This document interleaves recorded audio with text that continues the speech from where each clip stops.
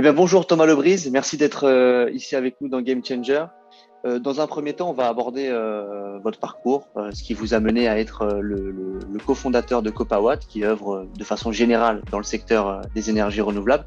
Et justement, dites-en-nous un petit peu plus sur votre parcours et votre projet. Oui, merci de me recevoir.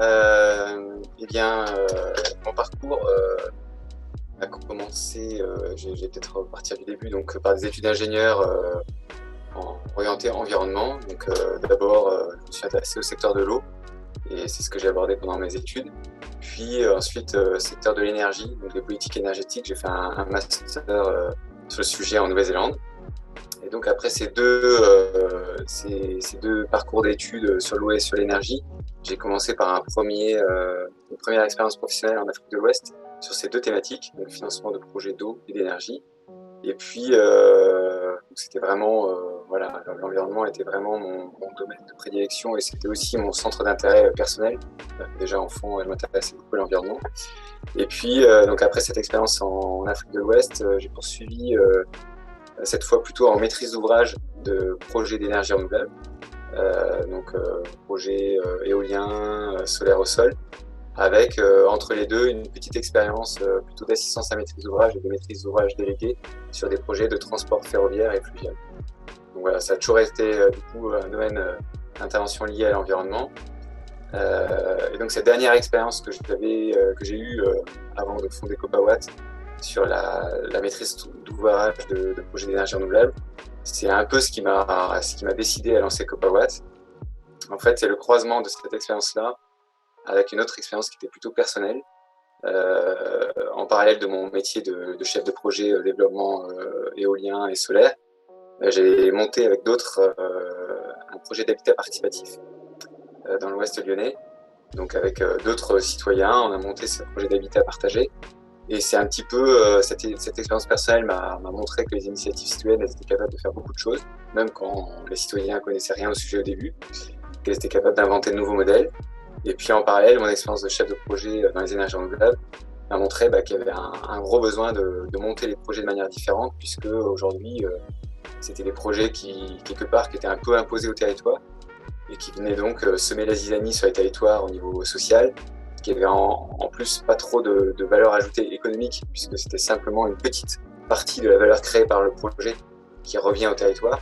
Et donc, c'est comme ça que je me suis intéressé aux initiatives citoyennes dans le domaine des énergies renouvelables et qu'on a lancé Copawatt avec l'idée d'aider ces initiatives citoyennes ou ces initiatives portées par les territoires en matière de production d'énergie renouvelable.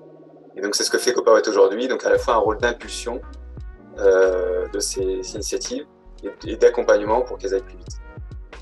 Est-ce que vous pouvez nous donner un exemple de projet, d'initiative citoyenne qui peut-être qui est un peu plus important que les autres, qui vous a marqué plus qu'un autre? Alors, je vais parler du premier qu'on a mené à la naissance de Copawatt en 2016. Notre siège est situé dans l'ouest lyonnais, dans les vallons du Lyonnais, au port de la métropole.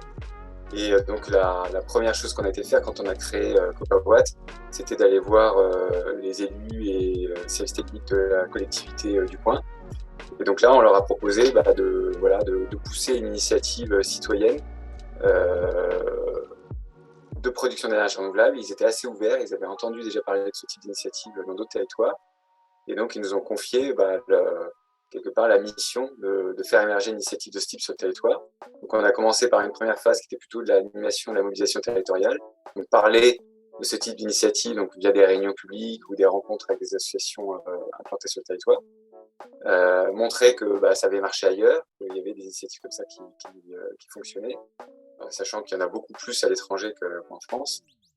Et donc, au bout de 2-3 temps comme ça de réunions, on a constitué un collectif d'une quarantaine de personnes sur le territoire, des citoyens, quelques élus, qui avaient envie de lancer un projet de société citoyenne de production d'énergie renouvelable. Et ensuite, une fois ce collectif constitué, on a accompagné le collectif sur les aspects techniques, économiques, juridiques, financiers, sur un peu tous les pans du projet, pour les aider à créer une société dont les actionnaires sont les habitants et les collectivités du territoire, et qui va collecter en fait l'épargne citoyenne du territoire pour l'investir ensuite dans des projets d'énergie renouvelable qu'elle va installer sur des toits publics ou privés du territoire. Ces toits publics ou privés du territoire, ils sont loués par la société citoyenne pour y installer ces installations. Donc là, c'était de l'énergie solaire, des panneaux photovoltaïques. Donc ça nous a permis en l'espace de 6 mois de constituer ce collectif, de créer cette société, d'avoir un premier projet sur une vingtaine de toitures du territoire, à peu près 400 000 euros d'investissement global. Et donc il y a 100 000 euros à peu près qui ont été collectés sur le territoire, essentiellement investis par à peu près 130 citoyens. Et puis le reste amené par quelques collectivités. Et tout ça a été complété par un emprunt bancaire et a permis en l'espace de 2 ans de réaliser ces 20 installations.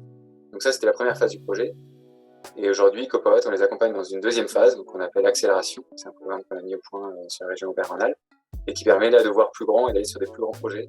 L'idée qu'on a au sein de Copawatt, c'est que la vision long terme, c'est qu'au bout de 5-10 ans, on est comme ça, communauté commune par communauté de communes, des opérateurs énergétiques, mais qui sont vraiment des opérateurs énergétiques de proximité et qui vont un peu fédérer les citoyens et les collectivités sur la thématique de la transition énergétique et qui vont aussi être demain en capacité de dialoguer avec des opérateurs énergéticiens plus classiques, privés et de grande envergure.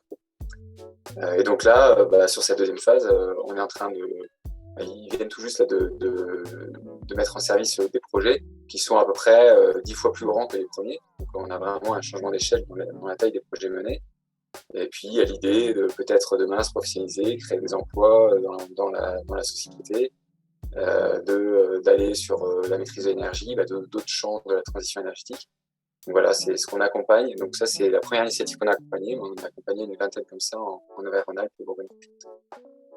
Est-ce que vous pouvez essayer de détailler un petit peu tous les différents acteurs qu'il y a dans ce type de projet, parce que vous parlez d'énormément de collectivités, de collectifs citoyens, les mairies ou autres, etc. Donc, est-ce que vous pouvez essayer d'expliciter un peu les différents acteurs pour nos auditeurs pour y voir un peu plus clair? Ouais, d'ailleurs, on parle beaucoup, nous, donc sur ces petits projets, on parle de collectifs citoyens ou de communautés énergétiques citoyennes. Sur les plus grands projets de taille industrielle, on parle beaucoup de partenariats public-privé-citoyen. Et je crois que ça illustre vraiment le modèle qu'on essaie de diffuser et de promouvoir. C'est finalement les citoyens, les habitants d'un territoire qui vont devenir acteurs sur ce chemin de transition énergétique. C'est les collectivités, à la fois les élus, mais aussi leurs services techniques. On a souvent maintenant des chargés de mission de transition énergétique qui vont eux aussi vouloir bouger les choses, mais sauf qu'ils ont énormément d'objectifs dans plein de secteurs différents et très peu de moyens. Donc ils ont besoin aussi de chercher des forces supplémentaires. Et puis, il y a les acteurs privés, des entreprises qui vont investir et porter des projets d'énergie renouvelable, des bureaux d'études, des installateurs qui sont des petites entreprises locales qui vont installer, par exemple, les panneaux solaires sur les toits. Et donc, on a tout ce tissu de partenaires et notre idée, c'est non pas d'opposer ces différents secteurs les uns aux autres, mais plutôt de les faire avancer ensemble.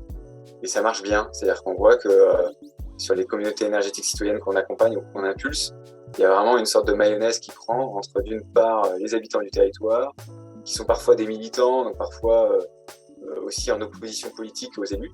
Mais pourtant, autour de ces projets concrets, les liens se font et on a une vraie coopération qui se tisse entre les acteurs publics qui voient du coup quelque part se démultiplier leurs capacités assez limitées.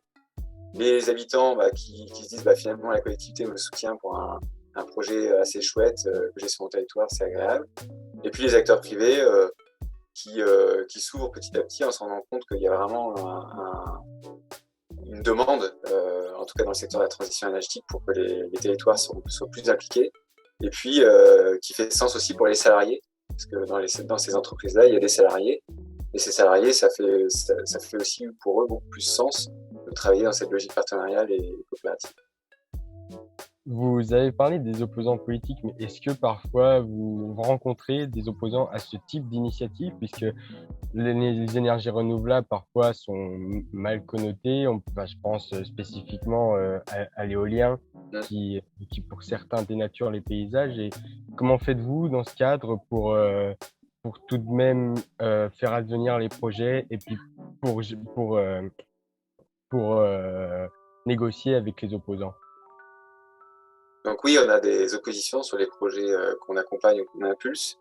Et c'est d'ailleurs ce besoin d'objectiver un petit peu les informations sur ces différentes énergies renouvelables qui m'avait aussi un petit peu poussé à lancer Copawat. Je me rendais compte que sur les territoires où j'intervenais quand j'étais côté entreprise privée, que en fait c'était très peu connu et qu'il y avait beaucoup de contre-vérités qui se diffusaient sur cette question des énergies renouvelables.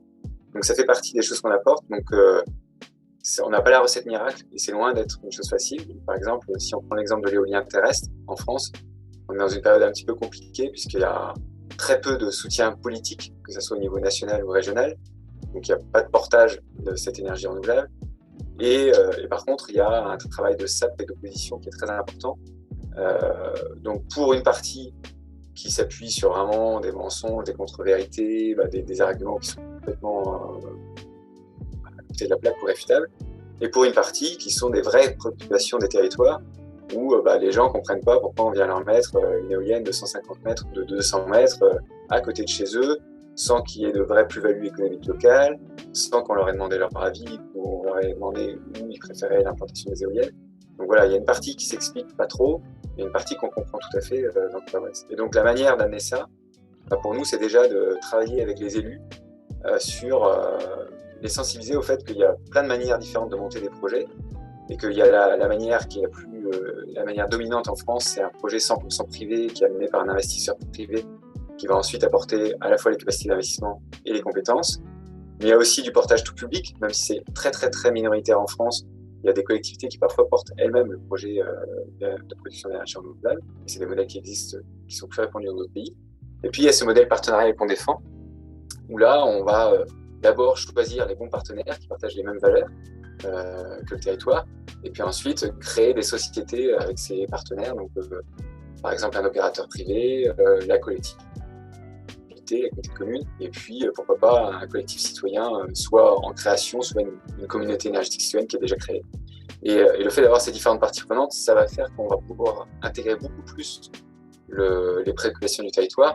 Et donc nous, Copawat, l'idée c'est d'animer cette gouvernance un petit peu partenariale, qui est assez nouvelle dans le champ des énergies renouvelables, et puis d'être garant du processus de concertation, et au-delà même de la concertation, de la participation citoyenne dans ces projets. Mais ceci dit, donc ça c'est la théorie. En pratique, on voit que c'est très compliqué, c'est-à-dire qu'on a des pressions très fortes qui sont faites sur les élus, dans le cas de l'éolien par exemple. Et donc il faut être un élu aujourd'hui assez courageux en France, même en ayant cette dimension partenariale en tête, pour dire ouais, je veux me lancer, je veux y aller, et porter le projet sur 5 à 7 ans, parce que c'est la durée de vie, la durée de montage de projet, d'un projet éolien. Et donc nous, on est en recherche côté Copawat. On a aujourd'hui une méthode qui évolue, chaque projet on l'a fait évoluer, et de plus en plus on réfléchit à des manières de porter le débat qui sont un peu différentes. Donc là on est en train de réfléchir à un outil pour poser le débat sur la politique énergétique du territoire, autour des différents scénarios RTE, Négawatt et ADEME qui ont été élaborés récemment. Et puis aussi des outils comme par exemple ce qui a été utilisé pour la Convention citoyenne pour le climat, avec donc des façons de poser le débat qui sont clairement différentes de l'approche classique où finalement c'est un projet qu'on va présenter lors de réunions publiques. Et finalement, il manque souvent la question de départ qui est quelle politique énergétique on veut sur le territoire, quelle part de cette politique énergétique pour chacune des énergies renouvelables, quel mode de montage, quelle valorisation économique. Et donc toutes ces questions-là, souvent elles sont bypassées. Et nous, l'idée de plus en plus dans Copawat, c'est de revenir un peu en amont, pour que ces espaces de débat aient lieu, et ensuite seulement que l'opportunité du projet soit discutée. Mais c'est du coup un chemin de longue haleine, et on est souvent appelé sur des territoires où il y a déjà un certain nombre d'étapes qui ont été franchies, et du coup c'est très dur de récupérer ensuite, de réouvrir un débat de qualité quand certaines étapes ont été zappées au préalable. On va revenir plus spécifiquement maintenant sur le parcours entrepreneurial, parce que notre but aussi c'est de montrer comment on monte une start-up, comment on crée une association. Et donc, comment avez-vous créé Copawat? Avez-vous rencontré des difficultés dans sa création? Quelles sont aussi vos perspectives d'avenir? Et donc, comment Copawat va continuer de grandir? Bien sûr, oui, on a rencontré des difficultés, mais ce qui nous a peut-être aidé à émerger et à fonctionner aujourd'hui, c'est, je dirais, la force du collectif. C'est-à-dire qu'on était plusieurs au début de Copawat à nous investir sans être rémunérés. C'est-à-dire qu'avant de salarier les premières personnes, il y a 2 bonnes années, une année qui s'est écoulée, pour certains 2 années. Donc il y a eu du temps mis par plusieurs personnes au début de manière bénévole. Et c'est ce qui a permis de lancer l'activité. Donc c'est le cas de beaucoup d'entrepreneurs ou d'associations. Et ensuite, on peut se dire que le secteur d'activité dans lequel on intervient, les énergies renouvelables, c'est vraiment un secteur en pleine expansion, donc on n'avait pas trop de difficultés de ce point de vue-là. Par contre, on est sur une niche dans le secteur des énergies renouvelables, puisqu'on est vraiment sur ces projets citoyens d'énergie renouvelable qui représentent seulement quelques pourcents de la production d'énergie renouvelable en France. Alors même si ça se développe beaucoup aujourd'hui, ça ne reste que quelques pourcents. Et donc oui, on a eu des difficultés à trouver des collectivités qui avaient envie d'avancer, ou alors on trouvait des collectifs citoyens, mais ces collectifs citoyens n'avaient pas de moyens financiers. Du coup, certes, ils avaient un projet, et nous, on pouvait les accompagner, mais comment financer notre activité? Et finalement, on a trouvé un équilibre grâce à un modèle hybride, où d'une part, on a une activité subventionnée, donc qui est portée par l'association, Copawatt Association, et où là, on va avoir des financeurs institutionnels qui vont nous aider à faire émerger de nouvelles initiatives, ou qui vont financer plutôt des programmes d'expérimentation. On va réfléchir au changement d'échelle de ces communautés énergétiques citoyennes. Et puis, on a une activité plus sous forme de prestation de services qui est portée par une deuxième structure, qui est Copawatt Scope, donc une coopérative de salariés. On a ce modèle hybride qui est assez fréquent dans l'entrepreneuriat social. Et où là, on va avoir des clients qui sont des collectivités, des porteurs de projets partenariaux publics, privés, citoyens, et on va apporter des briques de compétences plutôt en mode expertise. On n'est plus dans la sensibilisation et l'expérimentation, on est vraiment dans l'expertise. Et on va apporter cette expertise de la stratégie partenariale de développement des énergies renouvelables et de tout ce que j'ai évoqué sur la concertation et la participation citoyenne. Et donc, avec cet équilibre-là, on réussit à faire notre chemin. Et puis après, c'est quand même un combat du quotidien pour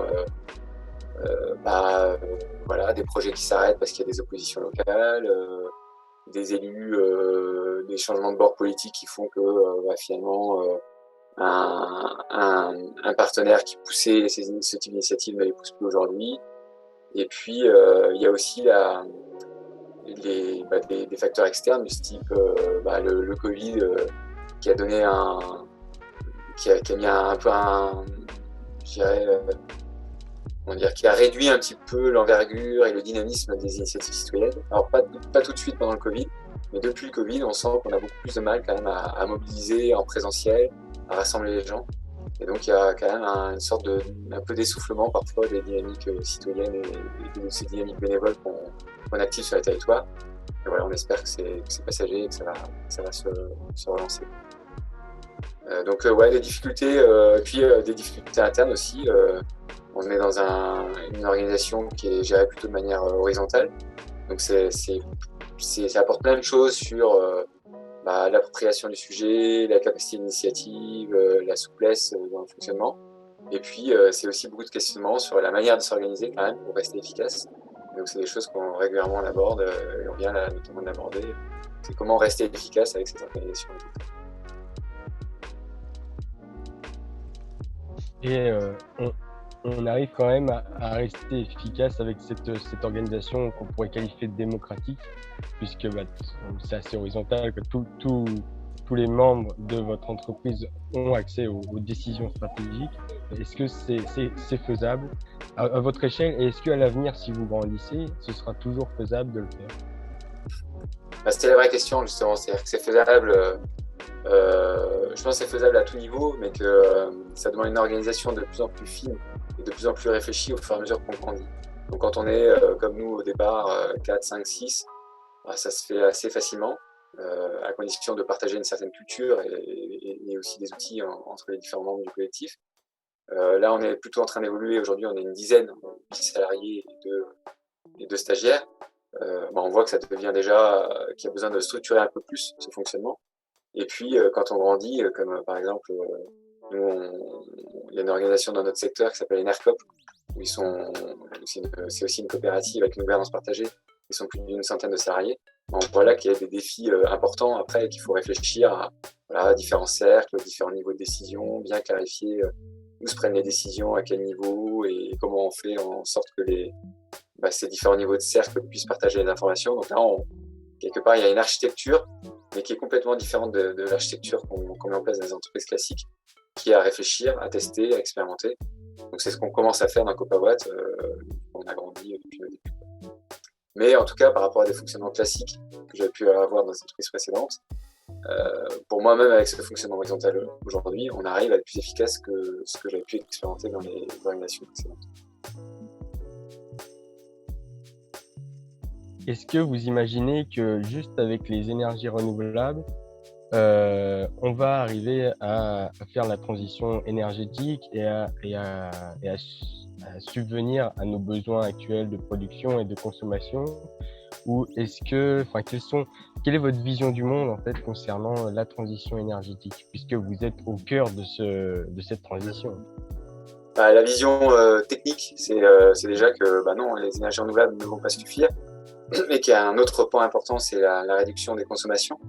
Et donc ça, quels que soient les scénarios aujourd'hui, que ce soit celui des RTE, de l'ADEME ou de Megawatt, tous ces scénarios montrent que le volet sobriété énergétique est hyper important et on va réduire notre consommation, alors de manière plus ou moins grande selon les scénarios, mais en tout cas, ils convergent là-dessus. Donc première chose, réduire les consommations d'énergie. Tous convergent aussi sur le fait que le niveau d'électrification de notre mix va augmenter. Donc on aura de plus en plus de part de l'énergie qu'on consomme qui sera de l'électricité. Et pour assurer cette production d'électricité, pas que d'ailleurs, parce que le reste d'énergie, la production de chaleur peut aussi se faire via les énergies renouvelables. Oui, les énergies renouvelables, dans leur ensemble, vont pouvoir répondre aux besoins. Mais je dis bien dans leur ensemble, c'est-à-dire que c'est pas en choisissant l'une plutôt que l'autre, c'est en les additionnant. Donc que ce soit le solaire photovoltaïque, le solaire thermique, le bois énergie, l'éolien terrestre, l'éolien offshore, toutes ces énergies, la méthanisation, toutes ces énergies-là, il faut les additionner. Et finalement, quand on débat souvent d'une solution plutôt que d'une autre, quand on regarde les 3 scénarios récents qui ont été faits par RTE, l'ADEME et Megawatt, ils sont assez convergents. Donc finalement, souvent, il y a un petit peu des faux débats. Et puis après, il y a la partie, il y a un débat aussi parfois sur le nucléaire. En fait, le nucléaire, quand on regarde ces 3 scénarios, c'est une option, c'est-à-dire que peut-être une partie de l'électricité pourrait être produite par du nucléaire, mais ce n'est qu'une option. C'est-à-dire que le gros du problème, c'est pas de savoir si on fait du nucléaire ou pas, c'est surtout comment on réduit les consommations et comment on accélère sur la production d'énergie renouvelable. Et après, ça c'est le volet technique, celui qui attire l'attention de tout le monde. Mais nous, justement, l'idée, c'est qu'on souhaite attirer l'attention sur le volet social. Et ça, c'est aussi très important. Et c'est de dire comment on fait pour que ça soit pas un truc subi et que ça soit vraiment un truc approprié par les territoires, par les habitants. Et donc là, pour nous, la réponse, c'est cet enjeu de partenariat entre acteurs publics, privés, citoyens. C'est-à-dire que pour nous, c'est ni les multinationales qui vont faire la transition, c'est pas non plus les pouvoirs politiques. C'est vraiment cet assemblage entre les 3 sphères citoyennes, privées et publiques. Et donc, dans cette optique-là, vous misez sur un fort ancrage local, parce qu'à l'échelle nationale et à l'échelle générale, c'est compliqué d'allier tous ces acteurs-là. Oui, tout à fait. Pour nous, le mouvement, il doit partir des territoires. Et d'ailleurs, chaque année, on se rend à des rencontres qu'on appelle les rencontres des territoires à énergie positive. Et dans ce genre d'événements, on rencontre des centaines de territoires qui sont vraiment très convaincus de la nécessité d'engager un changement assez radical, mais qui souvent manquent de moyens. Donc je pense que la volonté politique dans plein de territoires, elle est là. Et quand elle n'est pas là, il y a une volonté citoyenne. Et du coup, la question après, c'est comment ces territoires, donc comment en partant des besoins et des volontés des territoires, on trouve les moyens, les capacités. Et pour moi, ces moyens et ces capacités ils peuvent être apportés par les opérateurs privés, par le financement citoyen, par la facilitation des pouvoirs publics. Mais effectivement, on croit plutôt à quelque chose qui vient d'en bas, qui est régulé par des politiques énergétiques régionales, nationales, avec des caps aussi qui sont donnés au niveau européen. Voilà. Mais il faut qu'il y ait un vrai équilibre entre le cadrage et la régulation qui vient du haut, et puis la mise en œuvre qui doit être pensée et impulsée du bas.